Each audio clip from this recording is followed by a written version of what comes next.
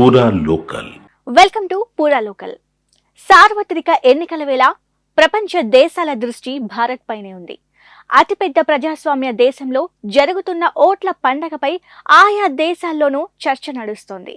అయితే ఈసారి అందరినీ ఆకర్షిస్తున్న అంశం మరొకటి. ఈ ఎన్నికల్లో కాంగ్రెస్ పార్టీ రికార్డు సృష్టించబోతోంది. పార్టీ చరిత్రలో మొదటిసారి అతి తక్కువ స్థానాల నుంచి ఆ పార్టీ పోటీ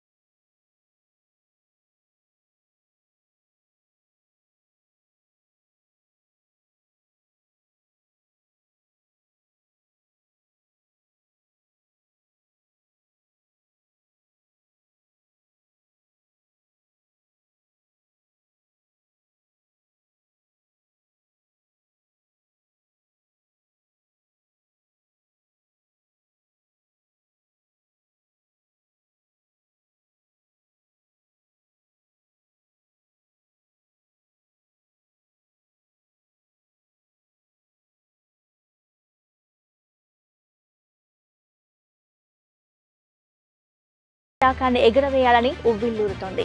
అయితే 2014లో 282 సీట్లు కైవసం చేసుకోగా మొత్తం 543 లోక్సభ స్థానాలకు గాను 2019 ఎన్నికల్లో బీజేపీ 436 చోట్ల పోటీ చేసింది.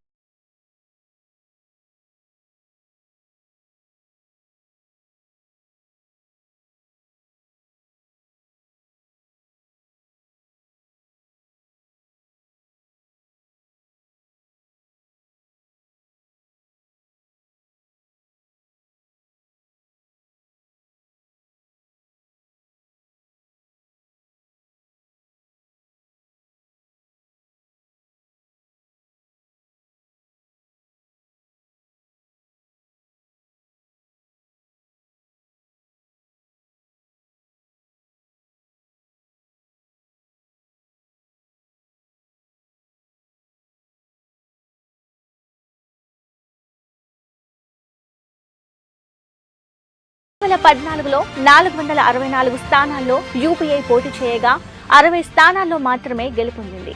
ఇందులో కేవలం కాంగ్రెస్ కి వచ్చిన స్థానాలు 44 సీట్లు మాత్రమే. గత 2019 సార్వత్రిక ఎన్నికల్లో 421 స్థానాల్లో పోటీ చేసి యూపీఏ 91 సీట్లలో గెలుపొందింది. కాంగ్రెస్ 52 స్థానాల్లోనే విజయం సాధించింది. దీంతో ప్రతిపక్ష నాయకత్వానికి అవసరమైన 10% సీట్లు సాధించడంలో ఘోర పరాజయం పొందింది. ఇక 1984 లోక్సభ ఎన్నికల్లో రాజీవ్ గాంధీ నాయకత్వంలో 403 సీట్లు గెలుచుకున్న కాంగ్రెస్ నేడు 300కే పరిమితమవ్వడం ఆ పార్టీ కనుమరుగయ్యే రోజులు దగ్గరలోనే ఉన్నాయా అనే అనుమానాలు రేకెత్తిస్తున్నాయి.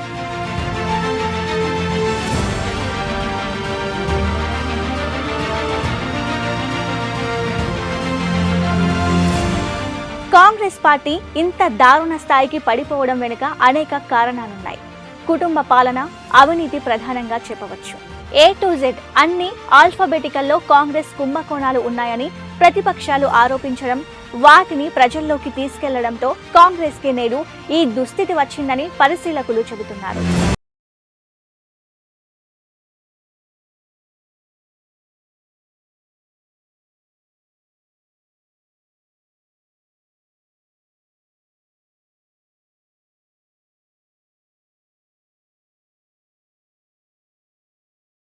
షేర్ల స్కామ్, 1994లో 650 కోట్ల పంచదార కుంభకోణం, 1995లో 43 కోట్ల కస్టమ్ ట్యాక్స్ కుంభకోణం, 1000 కోట్ల తోళ్ల పరిశ్రమ స్కామ్, 300 కోట్ల మేఘాలయ వన కుంభకోణం, 400 కోట్ల బంగారు నాణాల కుంభకోణాలకు పాల్పడిందనే ఆరోపణలు ఉన్నాయి.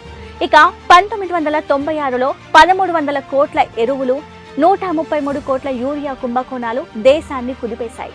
1997లో 400 కోట్ల బీహార్ ల్యాండ్ కుంభకోణం, 1200 కోట్ల మ్యూచువల్ ఫండ్ కుంభకోణం, 1500 కోట్ల సుఖ్రామ్ టెలికాం కుంభకోణం, 374 కోట్ల ఎస్ఎన్పి పవర్ ప్రాజెక్ట్ కుంభకోణం, 800 కోట్ల టీకా మొక్కల కుంభకోణాలకు పాల్పడిందనే ఆరోపణలు ఉన్నాయి. 1998లో ఉదయ్ గోయల్ కృషి ఉత్పత్తిలో అవినీతి, 2001 1000 కోట్ల కేతన్ ఫరేక్ స్టాక్ మార్కెట్ కుంభకోణం, 600 కోట్ల అగర్వాల్ గృహ కల్పన కుంభకోణం, 33 కోట్ల యూటీఐ కుంభకోణం, 2002లో 20,000 కోట్ల తెల్లి, 2003లో 1000 కోట్ల స్టాంపుల కుంభకోణం, 2006లో 18,978 కోట్ల సారా పిఎన్ సముద్రపు రీసెర్చ్ పరికరాల స్కామ్, 2008లో 14,000 కోట్ల సత్యం స్కామ్, 2,10,000 కోట్ల బ్లాక్ మనీ కుంభకోణం, 95 కోట్ల స్టేట్ బ్యాంక్ ఆఫ్ సౌరాష్ట్ర స్కామ్లు, 2009లో 39,120 కోట్ల అస్ను హలీ పవర్ కుంభకోణం, 7,000 కోట్ల ఒరిస్సా మైన్స్ కుంభకోణం, 2,500 కోట్ల బియ్యం ఎగుమతి కుంభకోణం, 2010లో 20,000 కోట్ల స్పెక్ట్రమ్ బ్యాంక్ కుంభకోణం, 2011లో 70,000 కోట్ల కామన్వెల్త్ అవినీతి, 1,50,000 కోట్ల వక్స్ బోర్డ్ కుంభకోణం, 1,76,000 కోట్ల 2G స్పెక్ట్రమ్ స్కామ్, 2012లో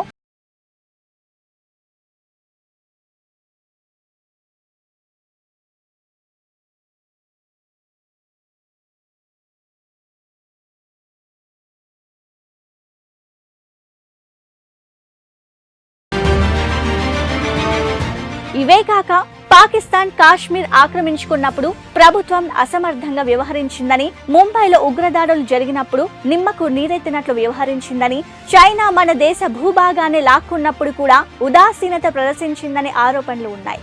దేశ రక్షణలో కాంగ్రెస్ ప్రభుత్వం విఫలమైందని నేటికి విమర్శలు వస్తూనే ఉన్నాయి. దూరదర్శన్ మోనో నుండి సత్యం శివం సుందరం తీసివేయడం, భారతీయ కరెన్సీపై నుండి సత్యమేవ జయతిని తొలగించడం లాంటివి కూడా కాంగ్రెస్ పై వ్యతిరేకతను తీసుకొచ్చింది. అవినీతి, అక్రమాలు, కుంభకోణాలకు కేర్ ఆఫ్ కాంగ్రెస్ అంటూ బీజేపీ బలంగా ప్రజల్లోకి తీసుకెళ్లగలిగింది. దీంతో కాంగ్రెస్ గీసుకున్న కంచుకోట 2014లో బద్దలైంది. అది నేటికి కోలుకోకుండానే చేస్తోంది. అందుకే నేడు 300 సీట్లలో పోటీ చేసే దుస్థితికి దిగజారిందంటున్నారు.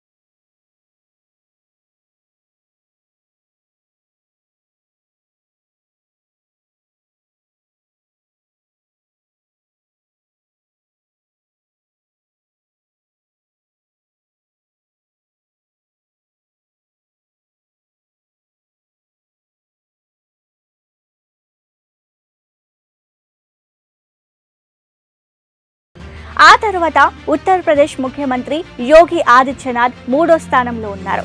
ఇక ఆ తర్వాతి స్థానంలో కేంద్ర రవాణా శాఖ మంత్రి, బీజేపీ సీనియర్ నేత నితిన్ గడ్కరీ నిలిచారు. ఇందులో ప్రధాని నరేంద్ర మోదీ తర్వాత 29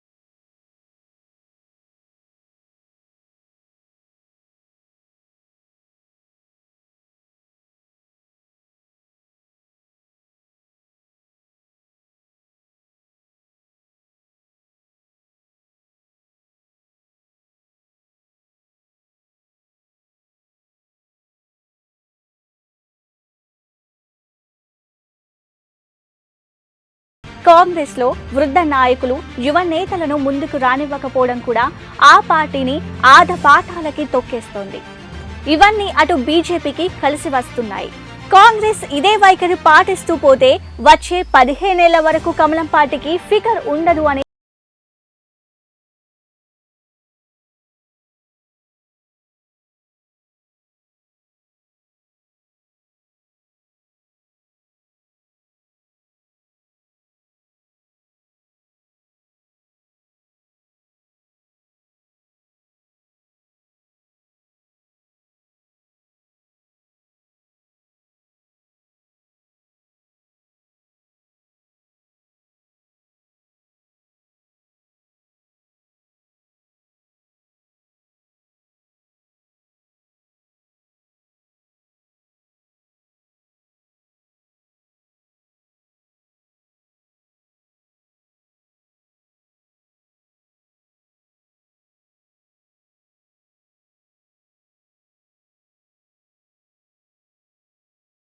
కాంగ్రెస్ పెద్ద సంఖ్యలో సీట్లను చేజార్చుకోవాల్సి వచ్చింది.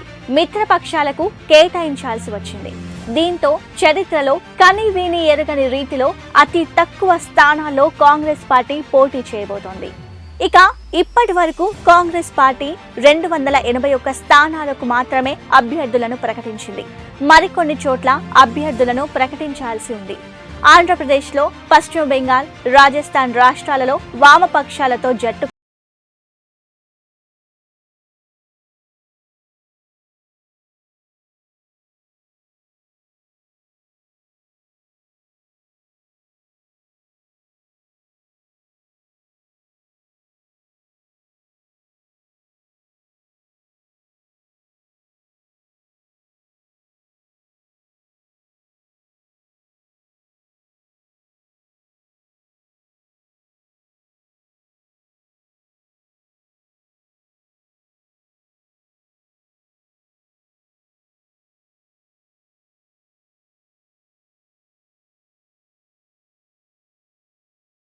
పోటీ ఇచ్చే స్థాయిలో కనబడుతుండగా మిగతా రాష్ట్రాల్లో ఆ పార్టీ కనీస పోటీ ఇచ్చే స్థాయిలో కూడా కనబడడం లేదు.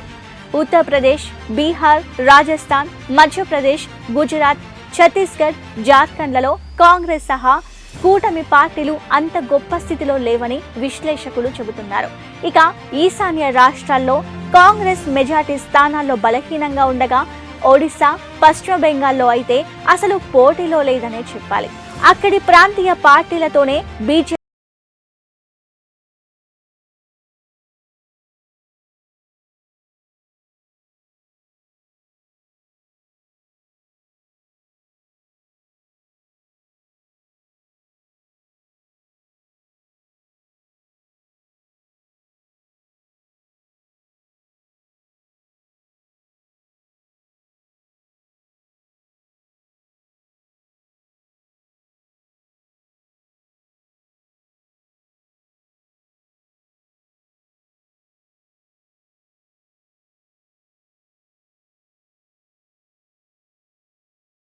స్పెషల్ స్టోరీ మరో అప్డేట్ తో మళ్ళీ కలుద్దాం.